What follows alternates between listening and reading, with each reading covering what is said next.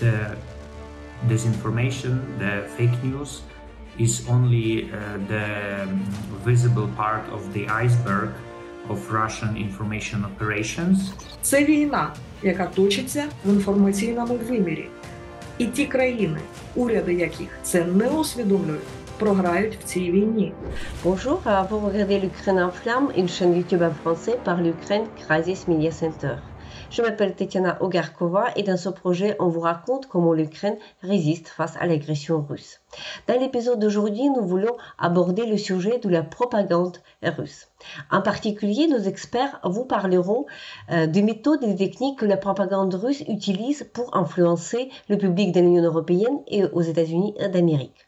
Entre autres, la propagande du Kremlin tente de convaincre le monde que l'Ukraine est incapable de gagner cette guerre. Or, on sait que la guerre hybride est un élément important de la guerre russe et l'Ukraine la combat avec succès, tout aussi bien qu'elle est en train de gagner sur le terrain. Si vous souhaitez en savoir plus, continuez à regarder cette vidéo et n'oubliez pas à vous abonner à notre chaîne YouTube pour ne pas manquer nos vidéos à venir. Pour commencer, écoutons Mykola Balaban, directeur adjoint du Centre pour les communications stratégiques et la sécurité de l'information. Il nous parlera de la machine de propagande russe. Il va évoquer les principaux narratifs de la propagande. Il va aussi évoquer le sujet de comment l'Occident essaie de se protéger contre la propagande russe. Écoutons-le. Here we have to understand that Russia works around big narratives with it's the huge propaganda machine, and like fake news and fake disinformation is only the last segment, very visible, but the last segment that actually part of large scale information operations. Russian information operations, they are working around the key narratives that Russia wants to push to the world, to the communities. One more time, the disinformation, the fake news, is only the visible part of the iceberg of Russian information operations. And through this fakes and disinformation, Russia trying to impose the Russian narratives for international auditory. What we can see right now is the main narratives, the main line of narrative that spread the disinformation as the part of these narratives is the first one.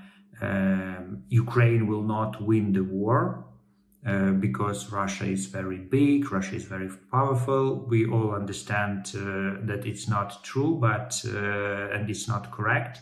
But Russians try to convince the world that it is impossible that Ukraine will win the war, and that's why it's not helping to send some support.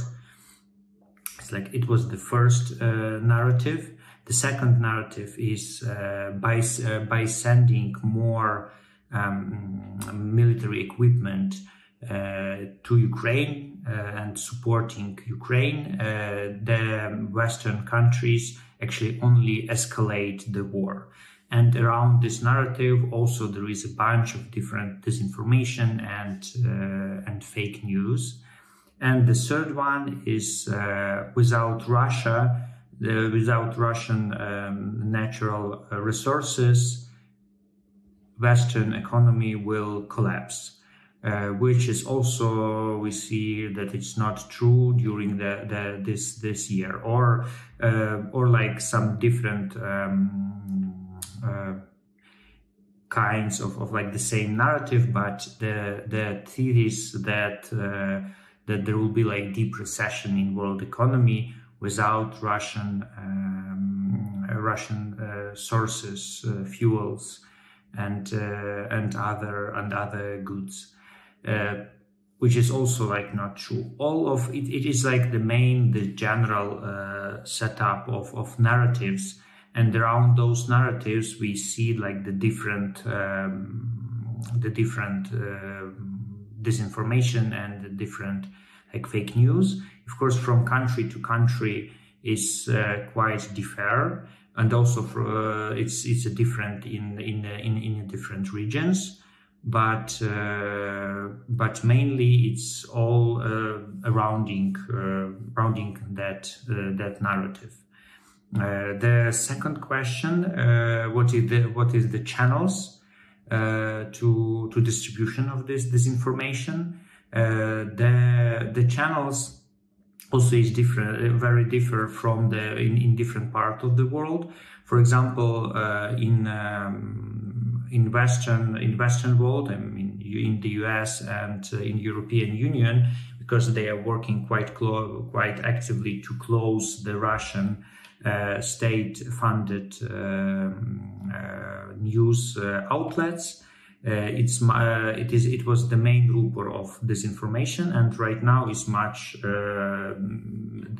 the capabilities of Russian disinformation is debilitated because of closing the Russia Today and Sputnik, and it's very important process. But nevertheless, in the West, we still see there is a lot of right-wing and far right-wing and far left-wing politicians that spreading those Russian narratives. And of course, it's when we're talking about like the global South, the countries of global South, this narratives is quite like widespread, because the developing countries do not close or censoring Russian official Russian governmental news outlets and resources. That basically is the main spreader of disinformation. Ensuite, vous allez entendre Valentyna Bykova, qui est responsable des projets analytiques au Centre international de la lutte contre la propagande russe. Elle parlera des outils que la Russie utilise dans son guerre hybride contre l'Ukraine et contre le reste du monde civilisé.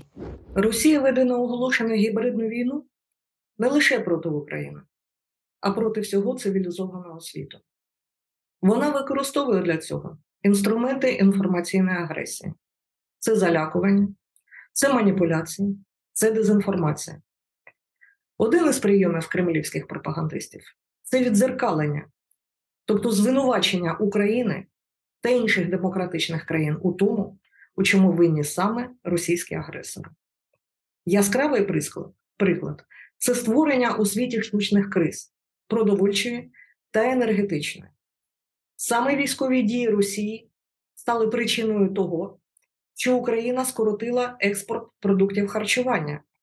І саме РФ намагається використати енергоносії як елемент шантажу Європи. Але в російському інформаційному просторі винуватцем цих подій називається хто завгодно, але не Росія. Такі дії Кремля мають не лише дезінформаційний аспект, але також і політичний. Адже штучно створюючи продовольчу або енергетичну кризу, РФ використовує це як елемент шантажу європейських політиків, а також для внесення розбрату серед демократичних країн. Крім того, штучно створюючи ці кризи, Росія потім починає пропонувати свої власні послуги для того, щоб ці кризи врегулювати. Страх. Страх є одним з інструментів, яким досконало володіють пропагандисти РФ.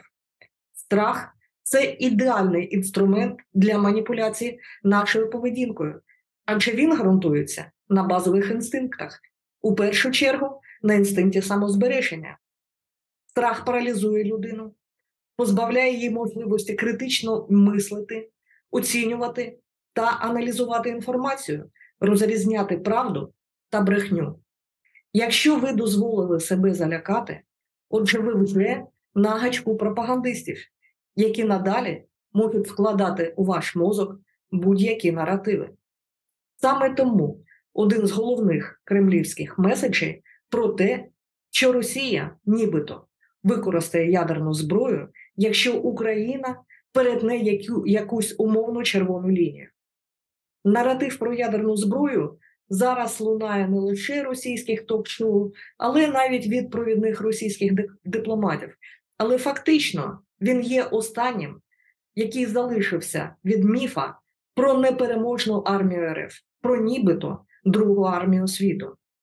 Що ми можемо зробити, аби захистити власну свідомість від інформаційних маніпуляцій Росії? Яка роль урядів провідних країн світу у протидії кремлівській дезінформації? Будь-яка комунікація, у тому числі комунікація з метою дезінформації, має 3 головні ланки.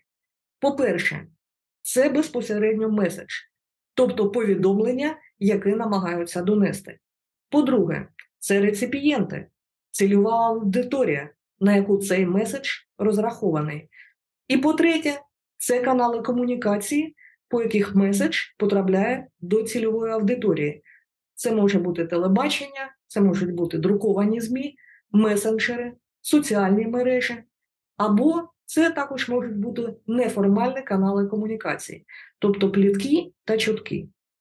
Отже, найбільш ефективною стратегією для уряду будь-якої країни у боротьбі з дезінформацією є боротьба по всіх 3 напрямках. По-перше, необхідно вести боротьбу з дезінформацією Кремля, послідовно розвінчувати фейки та спростовувати російські наративи.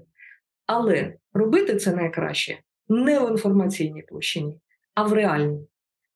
Те, що Європі вдалося, хоча і з певними труднощами, але все ж таки збалансувати власне енергоспоживання та значною мірою відмовитись від російських енергоносіїв, і є найкращим методом спростування російської дезінформації, яка доводила, що ЄС замерзне без російського газу.